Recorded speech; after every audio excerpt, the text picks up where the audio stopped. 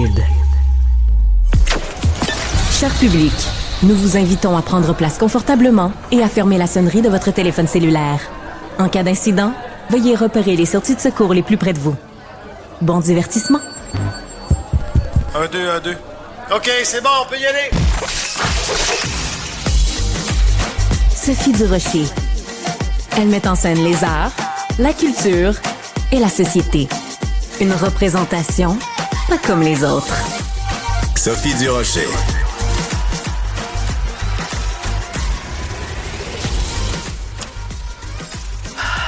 Bonjour tout le monde. Habituellement, je suis pépé. Tu sais, je commence mon émission, je suis de bonne humeur, ça va bien. Je suis toujours contente, je suis toujours de bonne humeur.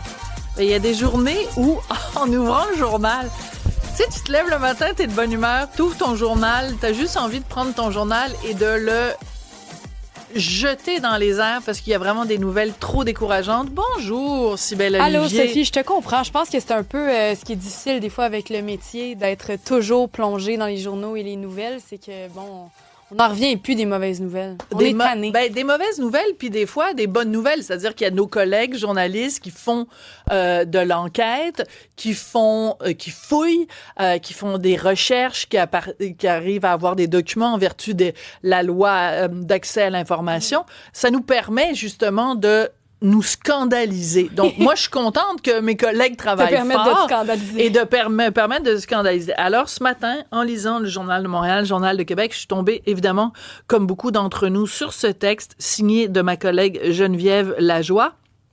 Ça nous apprend que, même si on a en ce moment, si on fait face à un déficit de 11 milliards de dollars, ça n'empêche pas Nathalie Roy de voyager dans certains cas avec d'autres députés, mais aussi de voyager avec des gens de son personnel politique, un petit peu partout à travers le monde, puis il y a des voyages qui passent vraiment moins bien que d'autres. C'est vraiment des dépenses complètement folles.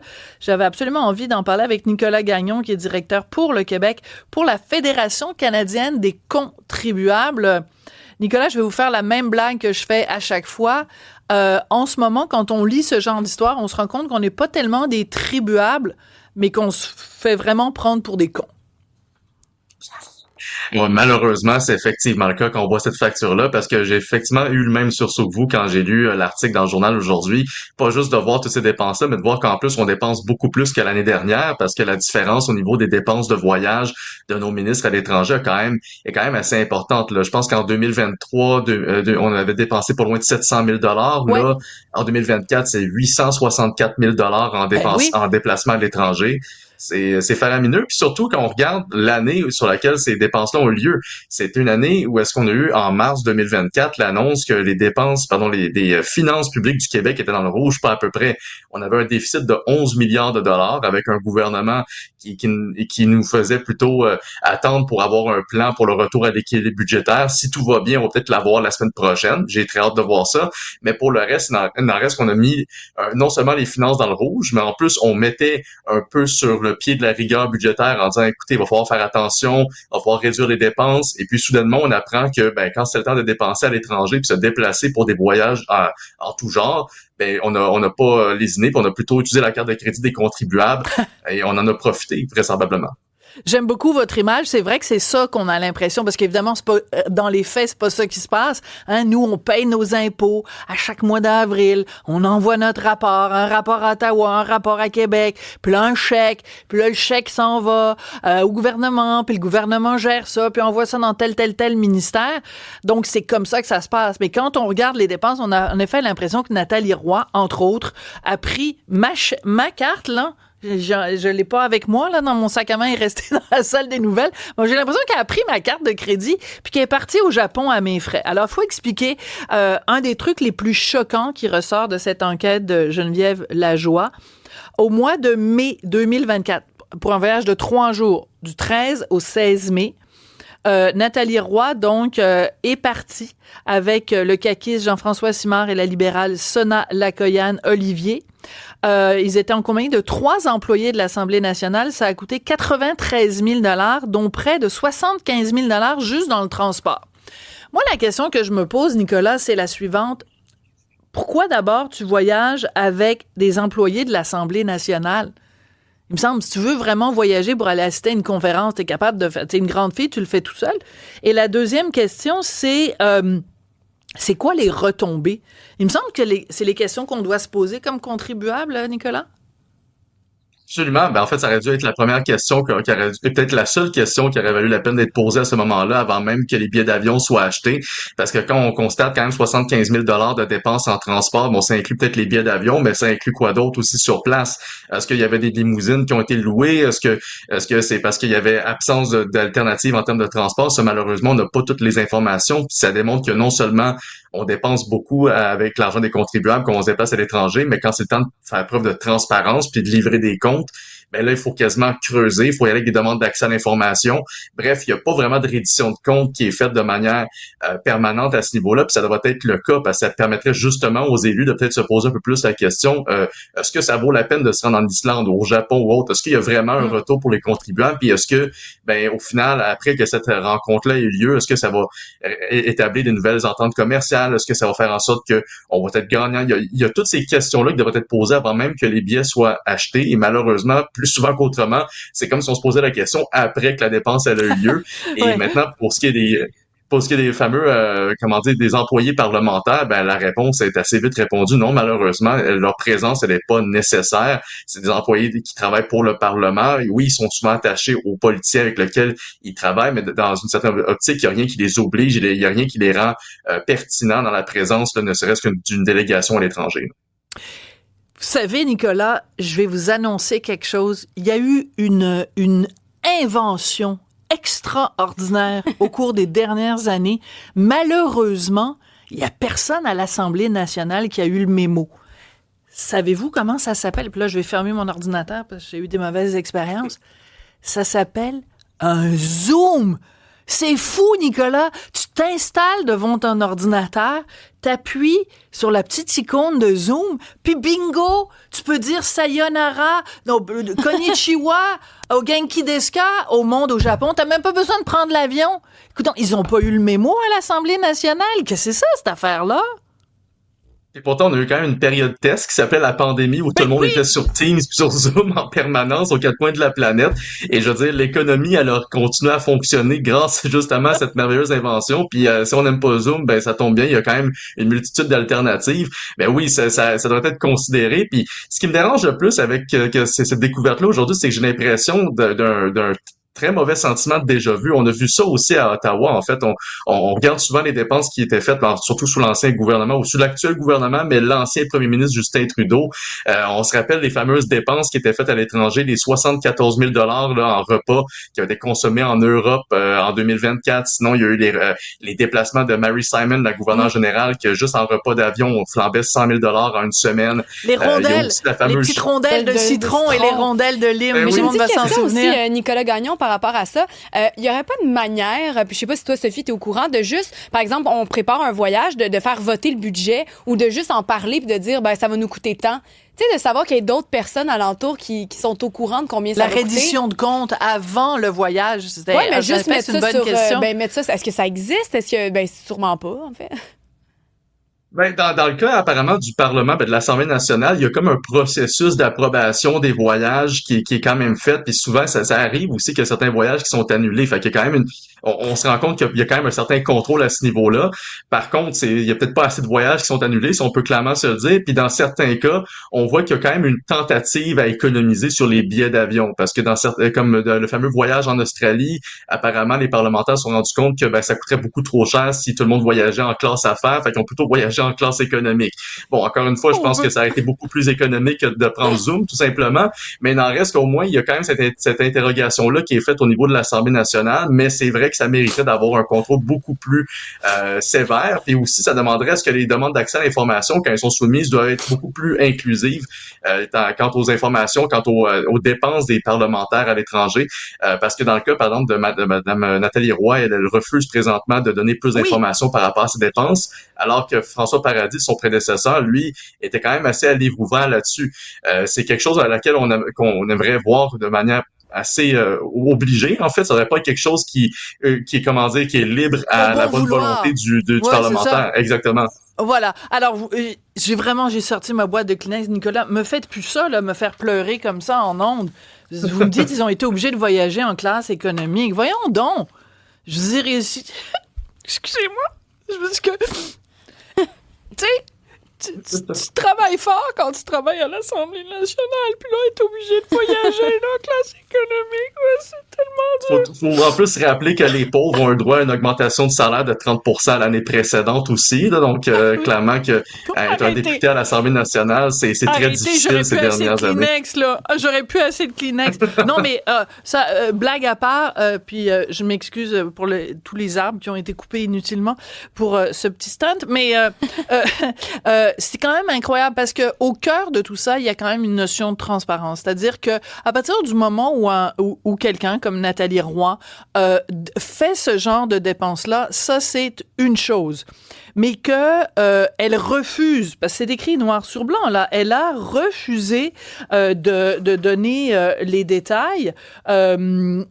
Donc, on ne sait pas les détails, mais parce que là, on sait, mettons, le montant total. Moi, j'aimerais ça savoir, là, quand ils étaient au Japon pendant 3 jours, là, moi, j'étais au Japon l'année dernière, ça coûte vraiment pas cher manger au Japon, là, c'est l'endroit, c'est capoté, là.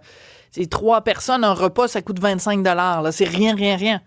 Mais j'aimerais ça savoir, ses factures de restaurant à elle, au Japon, puis quand elle est allée en Australie, puis tout ça. C'est ce manque de transparence, je pense, qui rajoute l'insulte à l'injure ou l'injure à l'insulte. Là. Ben, nos auditeurs sont frustrés. Oui. Il y a Guylaine qui nous écrit « Pourquoi elle refuse? C'est nous qui paie. » Ben, c'est nous qui payons. Oui, fait que, exactement. C'est vraiment ça qu'on voit passer. C'est vraiment la frustration des gens de ne pas comprendre puis de ne pas savoir ben voilà, pourquoi on paye finalement. Oui, exactement. Nicolas Gagnon, je pense qu'on va se parler régulièrement parce que ce genre de dépenses non justifiées, cette absence d'imputabilité et cette absence de transparence, ça choque énormément les contribuables québécois. Arrêtez de nous prendre pour des cons et considérez-nous comme des tribuables. Merci beaucoup. Je rappelle, Nicolas, que vous êtes directeur pour le Québec pour la Fédération canadienne des contribuables. Merci pour l'invitation. Merci.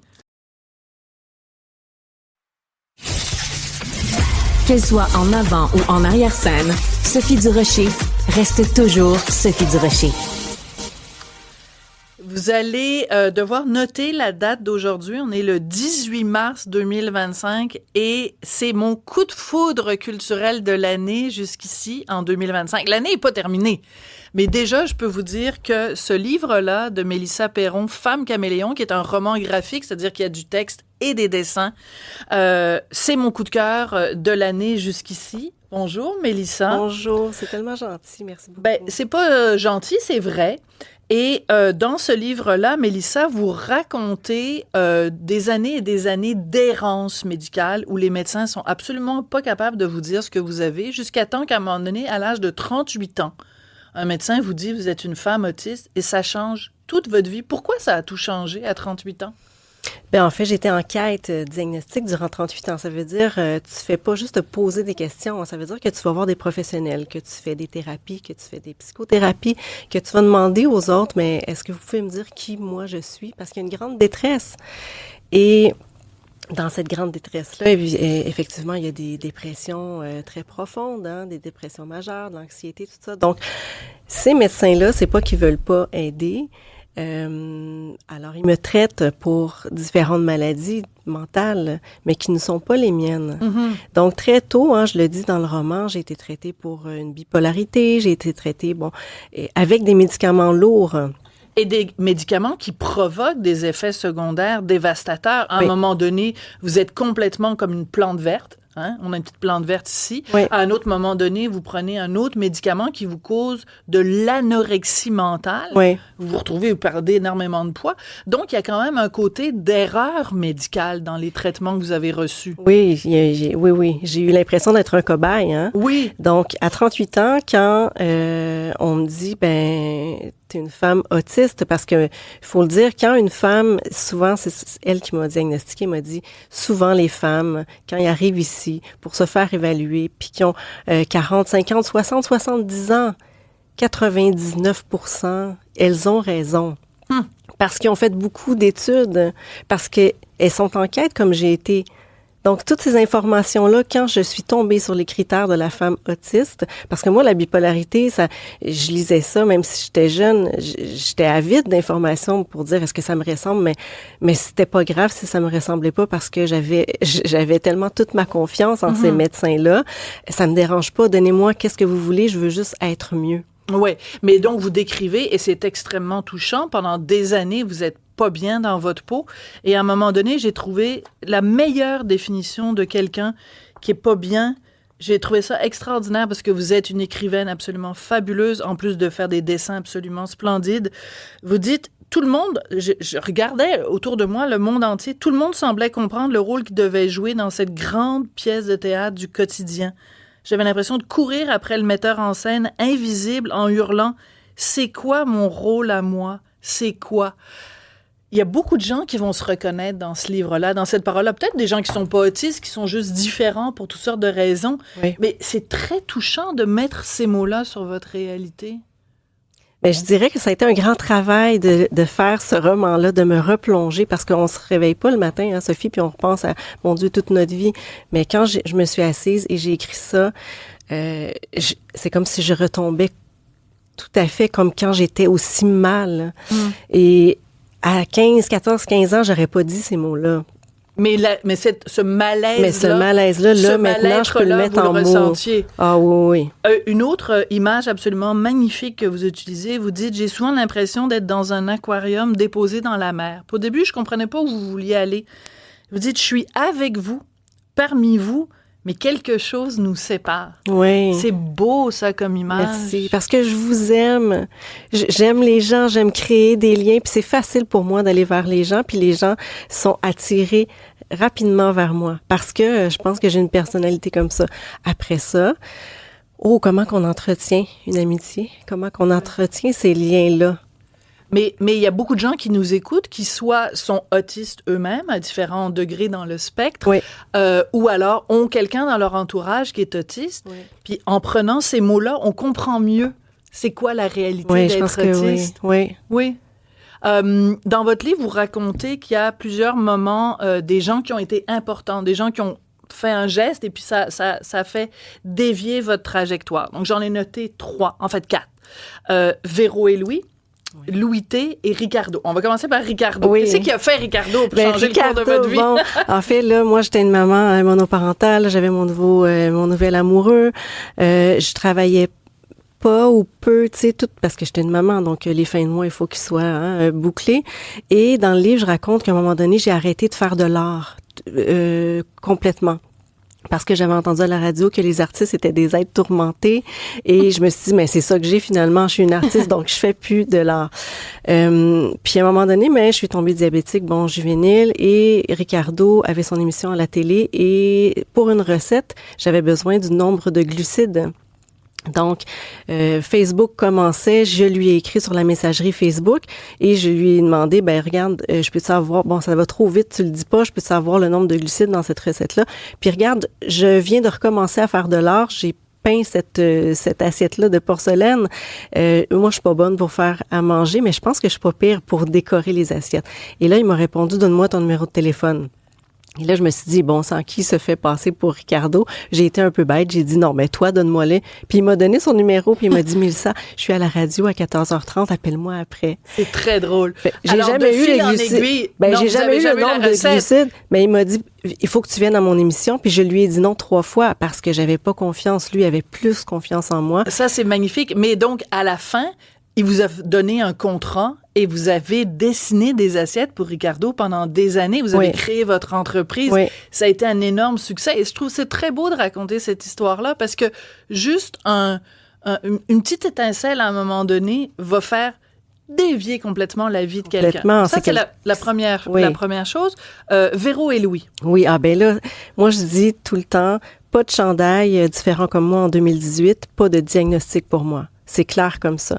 J'étais sur l'ordinateur, je vois leur nouveau chandail. Je veux faire comme tout le monde. Je suis une entrepreneur. J'achète le chandail et le jour où est-ce que je l'ai reçu, je l'ai mis, je me suis pris en photo puis je me suis dit, je vais aller voir pourquoi j'ai donné des sous, tu sais, pour c'était quoi la grande cause. Et de fil en aiguille, pendant 30 minutes, j'ai lu sur l'autisme. Et je tombe sur les critères sur d'autres pages. Et c'est là que vous vous dites, oui, peut-être que moi, je suis autiste. Ah non, pas peut-être, Sophie. J'ai tombé sur ma chaise et je me suis dit, pour la première fois, on parle de moi. Mais il faut que ce soit ça. J'avais peur, hein. J'étais comme échaudée de tous les autres diagnostics après ça qui étaient erronés. Là, je me disais, il faut que ce soit ça. Parce que vous aviez éliminé toutes les autres options. Oui. Alors, le retour des choses, je trouve cette histoire-là absolument extraordinaire. Donc ça, c'est en 2018, vous achetez un chandail, vous dites finalement, je suis autiste, puis après, le diagnostic va venir. Mais cette année, pour la Fondation Véro et Louis, c'est vous qui avez dessiné les chandails. Donc, on va regarder le dessin. Donc, ça, c'est vous qui portez le chandail, différent comme toi. Et tous les petits dessins des petites personnes, toutes différentes les unes des autres, c'est vous qui avez fait le dessin. Je trouve que vous êtes ému, puis moi aussi, je suis émue parce que je trouve que c'est une façon de boucler la boucle. C'est magnifique. Merci, je suis très fière. Puis c'est arrivé comme ça, il faut le dire, là. J'ai pas soumis. C'est arrivé comme ça 7 ans plus tard. Je me dis, bon, là, je pense qu'il faut parler de l'autisme au féminin. Comment je le fais? Je peux pas juste le faire en mots. Je vais faire avec les illustrations. Et là, et les illustrations sont magnifiques. Alors, j'en ai identifié quelques-unes. Là, je vais demander à mon collègue Jean-Philippe de vous les faire jouer. Alors ça, c'est un dessin magnifique où vous dessinez vous avec vos 2 filles qui, elles aussi, sont autistes. Vous les appelez vos belles petites tempêtes d'hiver.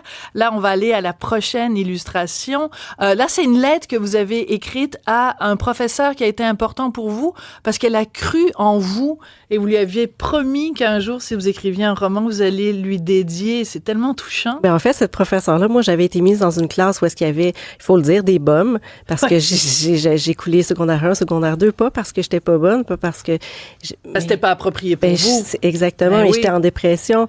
Et cette femme-là a lu mes productions écrites toute l'année devant les autres et m'a dit, Mélissa, il faut que tu fasses ça de ta vie. Ouais. Ça, je trouve ça important, puis on va prendre juste 2 secondes pour s'attarder à ça, parce que s'il y a des professeurs qui nous écoutent, s'il y a des parents qui nous écoutent, vous le savez pas, mais des fois, à un moment donné, moi, je sais que c'était Madame Probst. C'était ma professeure de français.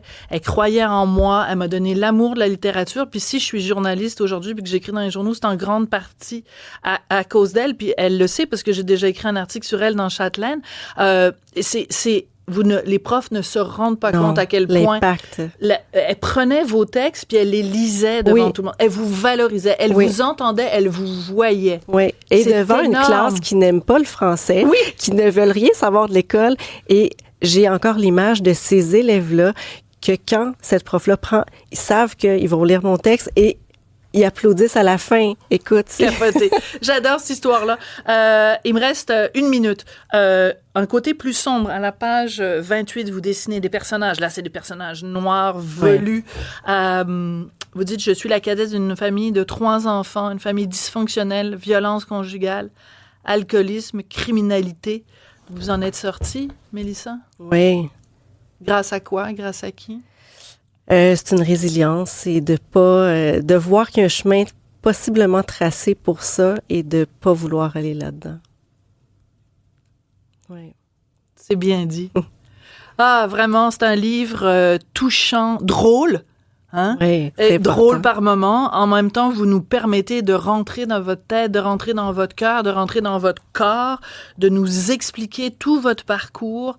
C'est plein d'humanité. Les dessins sont magnifiques. Puis je vous le disais avant que l'émission commence, ce livre-là, il faut qu'il ait une carrière en Europe. Il faut qu'il soit traduit dans plein de langues.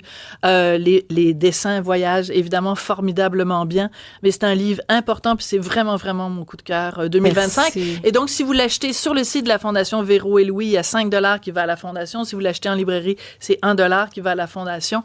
Merci beaucoup, Mélissa, vraiment. Merci. Donc, je rappelle le titre, hein, Femme caméléon, Mélissa Perron, Femme caméléon, parce que, comme femme autiste, vous adaptez beaucoup aux gens, puis vous ressemblez beaucoup aux gens. Donc, voilà, vous l'avez pas trop fait, là. Vous êtes de pas moins trop... en moins. Merci beaucoup, Mélissa. Merci à vous. Un énorme plaisir de vous rencontrer. Merci.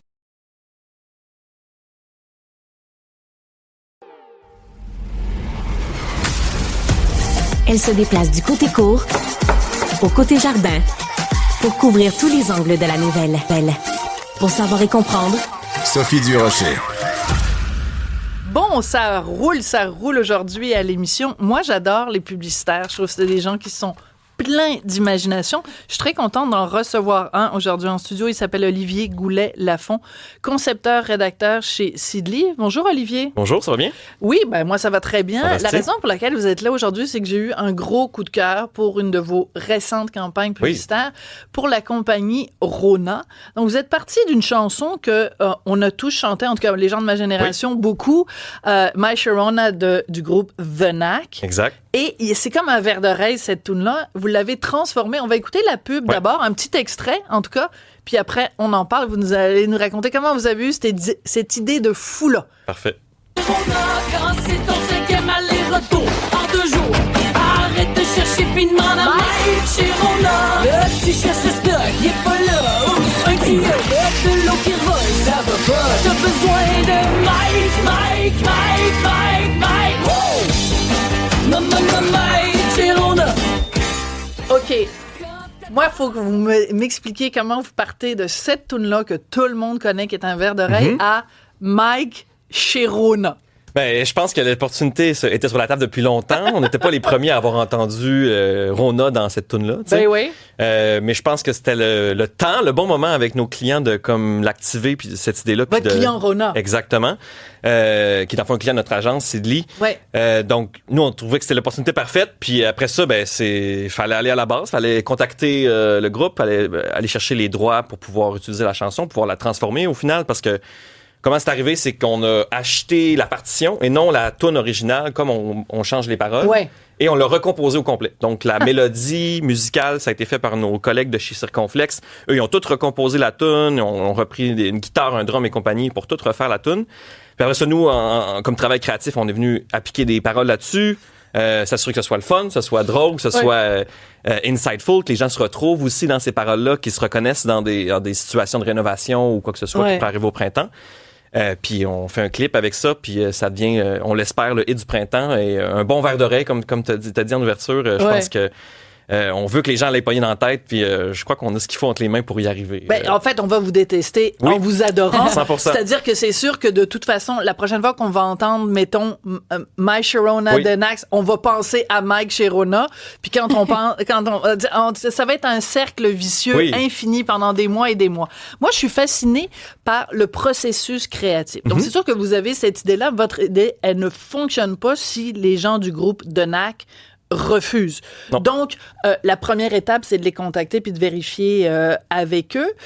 Comment ça se passe? Est-ce que vous les avez vraiment eus au téléphone ou c'est une compagnie qui gère ça puis qu'eux, ils ont jamais... De toute façon, ils savent-tu même qu'il y a une compagnie qui s'appelle Rona quelque part dans le fin fond du Québec? Savent-tu que ça existe, le Québec? Je crois qu'ils ont été plus approchés vraiment en mode on est intéressé par votre tune. Ils devaient un peu nous voir sortir de nulle part, un peu. Là. Mais concrètement, je crois pas qu'un membre du groupe a été approché plus que soit leur agent ou une compagnie qui gère les droits de la chanson.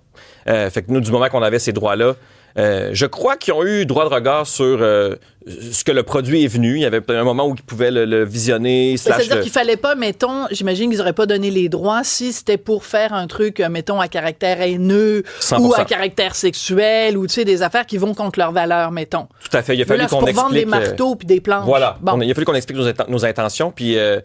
je sais pas concrètement, mais j'ai l'impression qu'ils ont dû être charmés par cette proposition-là que crime dans un marché sur la planète Terre, il y a que au Québec où elle peut fonctionner, cette campagne-là. Il y a de quoi de précieux et de très fort là-dedans, surtout en pub. Là. Pour nous, c'était vraiment un insight ultra fort, un lien déjà tracé qu'on pouvait pas s'empêcher d'utiliser.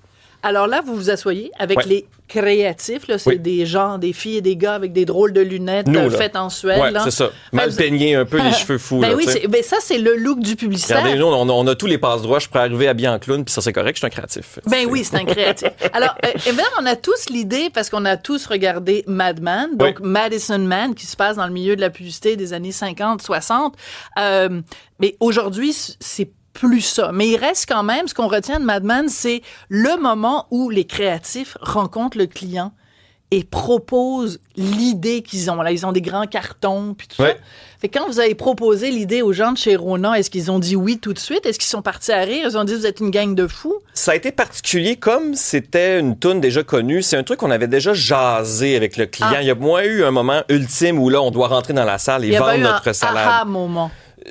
Plus ou moins. Cela dit, on est arrivé à la première présentation avec la toune écrite, qu'on avait fait une démo de notre côté. Donc, ça a été un peu notre feu d'artifice, si on veut, de pouvoir faire aller la toune, l'entendre tout de suite. Déjà, d'avoir une impression de ce à quoi ça va avoir l'air une fois qu'on va l'avoir enregistré, puis on va l'avoir composé. Donc, ils ont eu un show de boucan dès la première seconde, puis je pense que ça les a charmés, justement. On s'est un peu battu même contre nous-mêmes d'être capable de faire mieux que notre maquette.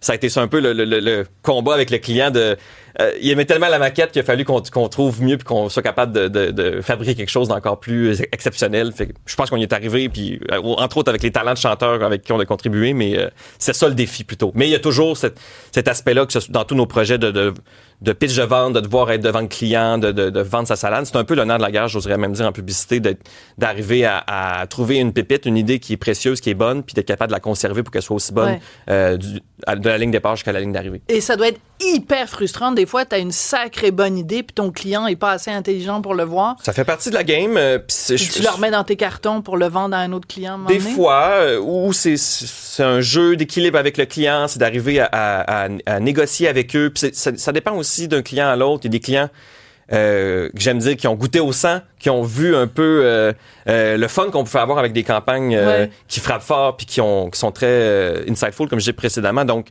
souvent, une fois qu'un client a justement goûté au sang, qu'il a eu le goût, qu'il a eu le plaisir à faire une campagne publicitaire, il va être plus ouvert après ça, à la suite, à faire des idées un peu plus folles, un peu plus qui sortent de l'ordinaire. Puis on s'entend que pour qu'une pub marque puis fonctionne, ben on peut pas faire du réchauffé. Il faut arriver avec des trucs nouveaux, des trucs frais qui vont intéresser les gens, puis qui vont faire crème. Là, je vais être à l'écoute. C'est pas quelque chose que j'ai vu 14 fois en écoutant la télévision. C'est nouveau, c'est frais. Ça me donne le goût d'être à l'écoute puis c'est ça, d'être là. Olivier, justement, il y a des gens qui voient ce que vous avez à côté de vous, le petit carnet. Oui. Quand vous dites faut pas oublier nos idées, il faut être capable de... Est-ce que justement vous utilisez ça comme un outil précieux de noter des petites phrases, des petits moments cocasses de votre quotidien? Comment c'est votre outil dans votre quotidien? 100%. Je pense du moment qu'on est briefé sur une idée, on veut rien perdre de nos pensées.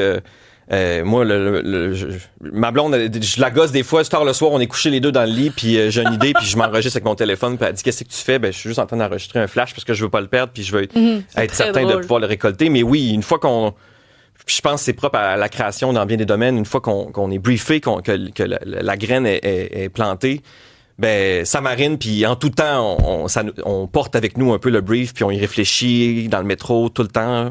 Puis c'est aussi une job de connexion avec l'humain, la publicité, donc l'observation en général, de voir les gens, de tester l'idée avec des gens aussi qui sont en publicité, qui sont pas en publicité, pour être capable de voir c'est quoi ses défauts, c'est quoi ses forces de cette idée-là, puis être capable de pouvoir ensuite l'enligner, puis qu'elle soit à son meilleur, à son plus fort, puis qu'elle puisse frapper ça fait partie de nous, ça nous suit tout le temps un peu.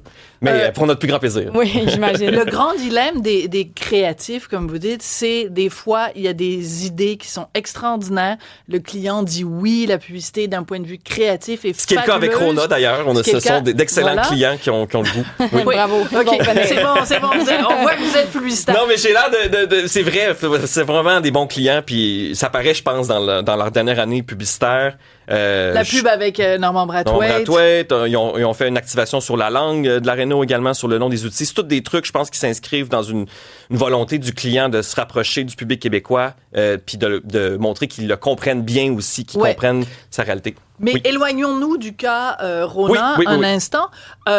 En général, est-ce que ça arrive des fois, la publicité est extraordinaire, mais ça ne sert pas son but, c'est-à-dire ça ne fait pas vendre, ça pogne pas? Ou des fois, une publicité super ordinaire, un peu bâclée, faite à 23h le soir dans le coin de la table, ça pogne et ça réussit son but. Je pense que les deux sont possibles. Pour moi, l'idée, tant qu'elle a ce qu'il faut pour connecter avec le public, même si, en termes de production, elle est peut-être moins bien faite, moins bien craftée, qu'on dit souvent, moins bien fabriquée, si elle a vraiment une connexion réelle, elle peut fonctionner quand même si elle est pas belle, la publicité, mettons, je peux dire de façon basique. Mais vous êtes créatif. Donc, alors, votre corde sensible, c'est qu'évidemment, elle soit belle, qu'elle soit imaginative, puis tout ça. Mais en même temps, la raison pour laquelle vous arrivez à gagner votre vie à la fin du mois, c'est parce que ça vend. Si votre publicité, elle vend pas. Donc, il y a ces deux impératifs-là, l'impératif commercial et l'impératif créatif. Est-ce que c'est frustrant des fois? Ça fait partie de la job. Je pense que ça peut être frustrant.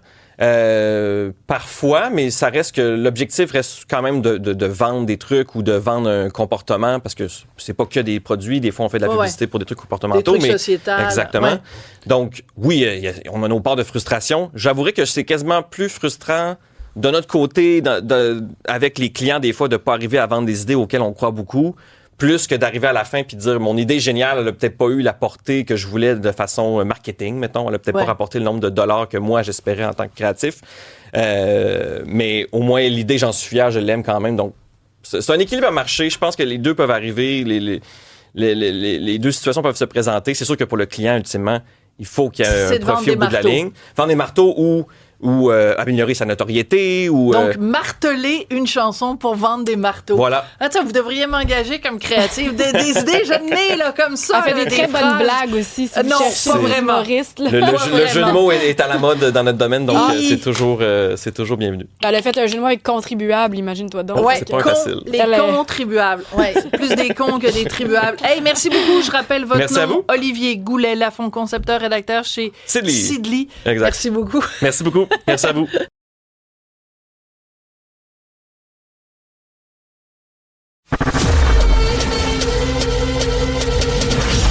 Richard Martineau. Narrateur de l'actualité.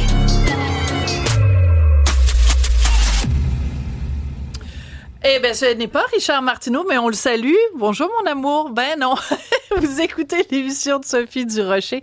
Richard, ça va être dans quelques instants, mais plus important que ça, Rémi Villemur est avec nous pour nous parler d'une histoire en France assez particulière. Donc, il y a une commission d'enquête publique sur MeToo dans le milieu du cinéma, dans le milieu culturel.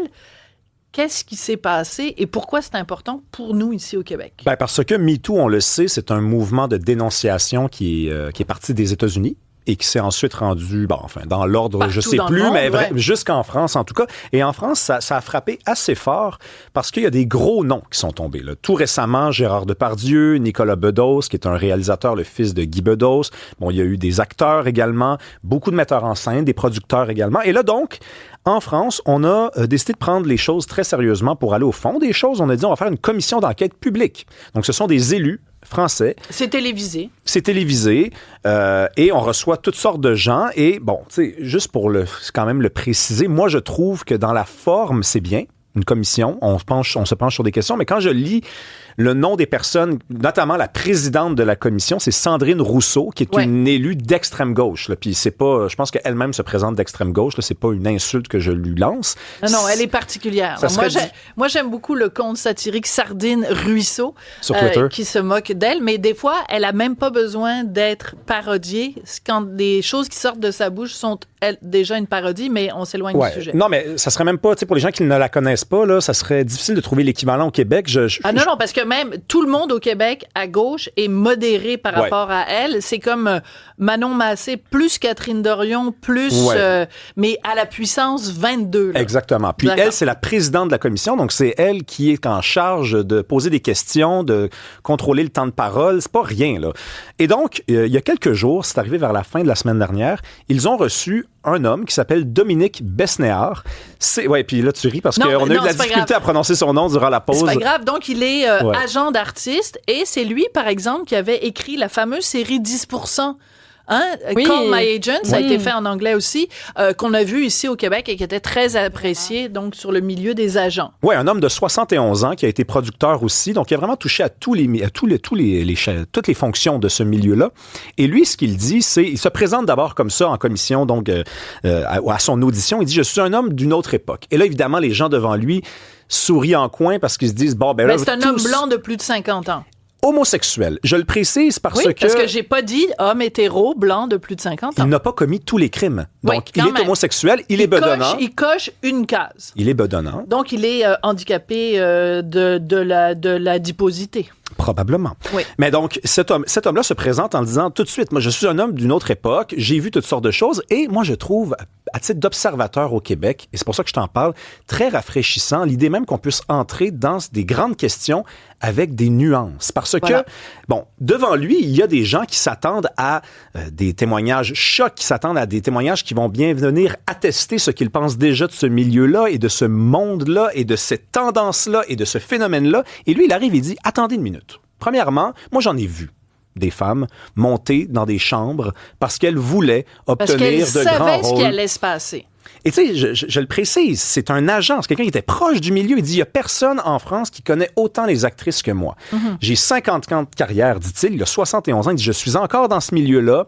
Il dit, il faut faire la part des choses. Et moi, je trouve ça courageux de la part des Français de prendre des grandes questions comme ça et de se dire, ben c'est pas juste blanc ou noir. Parce que M. Besnéard, et là, évidemment, les extraits... Il est dans le gris. Il est dans le gris. Mais vraiment. Et vraiment. en fait, il se les fait reprocher, évidemment, par certaines féministes en disant, vous n'avez rien compris au mouvement. Mais quand il y a quand même quelqu'un qui dit, je l'ai vu, et évidemment, on sait, on s'en doute, des femmes montées dans la chambre d'hôtel de producteurs en sachant pertinemment qu'il allait falloir qu'elles couchent pour avoir le rôle, mais elles voulaient avoir le rôle. Et moi, je trouve que c'est un peu court. C'est-à-dire que oui, tu peux dire ça, Rémi, mais ça t'empêche pas quand même de dénoncer, de dire c'est quand même dégueulasse parce que on n'a jamais demandé à un gars pour avoir un rôle de coucher avec la productrice. Alors, à moins qu'il y ait des cas puis que les gens viennent me dire que j'ai tort. Mais de dire, je l'ai déjà vu, puis il y a des femmes qui ne peuvent pas se présenter en victime parce qu'elles savaient dans quoi elles s'embarquaient, ça n'empêche pas que le système lui-même qui exige des femmes qu'elles fassent ça, le système est problématique en soi. Oui, mais vois-tu, si l'extrait est prêt, là, oui. il explique justement quelque chose qui est en lien avec ça. Il te répond, en fait. Il me répond. Bon, ben, vas-y, Dominique. Envoie donc. Je ne crois pas que Isabelle Huppert, jeune comédienne, monte dans un hôtel avec un metteur en scène, un producteur qui a déjà une mauvaise réputation. Je suis désolé. À un moment de l'audition, Dominique Besnéard a perdu son calme face à Sandrine Rousseau. OK. Alors, donc, ce qu'il nous dit, c'est qu'il y a des femmes qui sont plus malines que d'autres et qui savent qu'il y a des gens qui sont dangereux, qui sont toxiques, donc elles les évitent. Ce qu'il dit, sans pardonner ce qui se passe dans les chambres, c'est qu'il faut bien consentir à un moment donné pour embarquer dans un ascenseur, peser sur un piton, monter, cogner, attendre que ça ouvre. Donc, il dit, ce sont pas toutes les femmes qui sont allées jusqu'à faire ça, et on ne parle que de celles qui sont entrées dans des chambres et avec qui ça s'est mal passé. Il dit, Monsieur Weinstein, il nomme un nom, il dit, moi, je l'ai vu pendant 40 ans, cet homme-là. Avec chaque fois que je le voyais dans un festival, dans un gala, partout dans le monde, une femme différente à son bras. Il dit, il y a eu des femmes qui ont dit que ça s'était très mal passé, mais il y a eu toutes sortes de femmes pendant des années, sachant très bien qu'il passait d'une femme à une autre, qui ont consenti mais à passer... c'est pas la même chose. Tu peux pas passer d'une femme à une autre, ça n'est pas la même chose que violer des femmes. Ce qu'on reproche à Harvey Weinstein, c'est pas d'être un homme à femme puis de changer de blonde à toutes les 2 semaines. Ce qu'on reproche à Harvey Weinstein, et la justice l'a prouvé, c'est d'avoir agressé sexuellement des femmes. Je suis d'accord avec toi. Donc, alors, en fait, moi, ce que je trouve intéressant dans le témoignage de Dominique Besnéard, c'est qu'il apporte en effet une réflexion, une sorte de responsabilisation aussi. Et à un moment donné, je sais pas, as-tu un deuxième extrait? Non, parce qu'à un moment donné, il s'énerve contre Sandrine Rousseau en lui disant, écoutez, j'ai l'impression qu'on fait mon procès à moi et à un moment donné, il va falloir que vous arrêtiez de faire la morale à tout le monde. Puis si c'est mon procès, je me taille. Voilà, c'est ça. Et ça, c'est aussi le côté que à partir du moment où moi, je suis d'accord avec le mouvement MeToo, bien sûr, mais il faut aussi faire attention au dérapage. Le dérapage, c'est quand tu commences à faire la morale à tout le monde, que tu juges tout le monde en disant « Pourquoi vous avez rien fait? Pourquoi vous avez... » Il y a des explications aussi à ça. Oui, puis lui, il prend position en faveur du mouvement MeToo, d'accord? Oui. C'est peut-être un peu surprenant que je vous dise ça là, mais c'est pourtant le cas parce que c'est un homme nuancé, puis il dit on peut pas prendre un homme et dire tous les hommes sont comme ça. Parce qu'à un moment donné, lui, il dit j'ai été parmi les premiers à dénoncer des agresseurs. J'étais l'agent d'un homme dont j'ai appris qu'il posait des comportements inappropriés et je l'ai dénoncé moi-même. Je m'en suis débarrassé. Et là, il dit mais c'est quoi la différence alors entre cet homme-là et Gérard Depardieu que vous avez défendu? Mais il dit mais justement, ce sont 2 hommes différents, 2 histoires différentes. Oui, hein? voilà. Donc, c'est ça le problème avec MeToo, c'est que c'est un mouvement qui, à mon avis, est proche du totalitarisme parce qu'on généralise. On dit, vous êtes un homme blanc, vous êtes coupable. Ou alors, vous étiez témoin, mais ça fait de vous un coupable. Vous n'aviez pas été témoin. Avez-vous entendu quelque chose? Vous êtes coupable. Non. Il y a un monde où... Vous avez dit quelque chose, mais vous n'avez pas utilisé les bons mots que nous, on aurait voulu que vous utilisiez. Et surtout, le gros problème, c'est des allégations qui n'ont pas été prouvées trouver en cours, des gens qui sont annulés, la fameuse culture de l'annulation, avant qu'il y ait eu un procès, avant même qu'il y ait des plaintes déposées à la police, des gens dont la carrière a été détruite sur la base de aucune preuve tangible. Et si le dossier vous intéresse, il faut lire, c'est pour ça que je faisais une petite recherche, le livre de Caroline Fourest sur le mouvement MeToo, où elle parle de dérapage et de dérapage et de dérapage. Je me suis quand même posé la question, Sophie, si on le faisait au Québec? Est-ce qu'on pourrait vivre quelque chose comme ça? Est-ce que ça prendrait quand même un tempérament différent qui n'est pas celui des Québécois? Parce que les Français, avec tous les défauts qu'ils ont, on les connaît un peu plus macho, un peu plus, voilà, façon polie de le dire, ils se sont quand même dit, il faut se poser des questions sur ce sujet-là. Je doute que ça puisse arriver ici. Peut-être que ce procès de MeToo, il a lieu tous les jours, mais pas devant une commission d'enquête. C'est tout ce que j'ai à dire sur ce sujet-là. Merci beaucoup, Rémi Villemur. Très bonne chronique. Merci beaucoup, Cybèle Olivier. Merci beaucoup, Hugo Veilleux, qui me fait signe que j'ai du temps. Oui, j'ai 14 secondes pour vous dire au revoir. C'est fou. Merci, Jean-Philippe Leroux, à la réalisation. Il y a Kelly de Montréal qui dit merci à Rémi pour sa chronique. Et merci. D'avoir pris position par rapport à ça. Donc voilà, ça Très peut courageux. t'aider. Merci. À demain. Cube.